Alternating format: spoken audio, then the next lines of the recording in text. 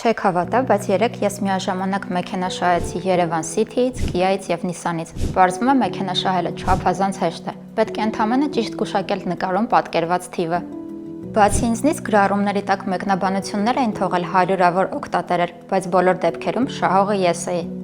Տարբեր ընկերությունների անունից Facebook-յան էջերից ստացված նամակների բովանդակությունը նույնն էր։ Բոլոր դեպքերում պահանջվում էր սկզբում տարածել գրառումը Facebook-յան խմբերում։ Այնուհետև ստացա նամակ, որտեղ նշվում էր, որ մրցանակը ստանալու համար պետք է ընդամենը գրանցվել կայքում։ Շատ բարդ չէր, ընդամենը պետք էր լրացնել Էլ-Փոստի հասցեն, բանկային հաշվի համարը, CVV եռանիշ կոդը, իսկ որոշ դեպքերում էլ ինչ-որ ֆայլեր էր առաջարկում ներբեռնել։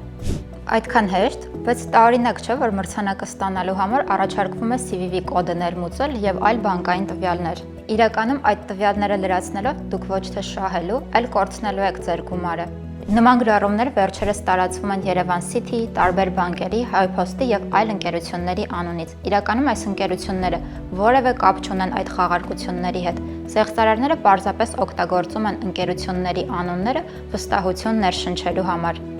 Իսկ ինչպես հասկանալ որն է իրական, որը կեղծ։ Նախ համոզված եղեք, որ գրառումը կարդացել եք պաշտոնական Facebook-յան էջում։ Հիշեք, հայտնի ընկերության պաշտոնական էջը չի կարող հրապարակել միայն խաղարկությունների եւ նվերների վերաբերյալ գրառումներ։ Խաբեությունից խուսափելու համար ուշադրություն դարձրեք նաեւ կայքի դոմեյնային հասցեին։ Եվ հիշեք, եթե մի բան չափից լավ է հնչում, ապա մեծ հավանականությամբ կեղծ է։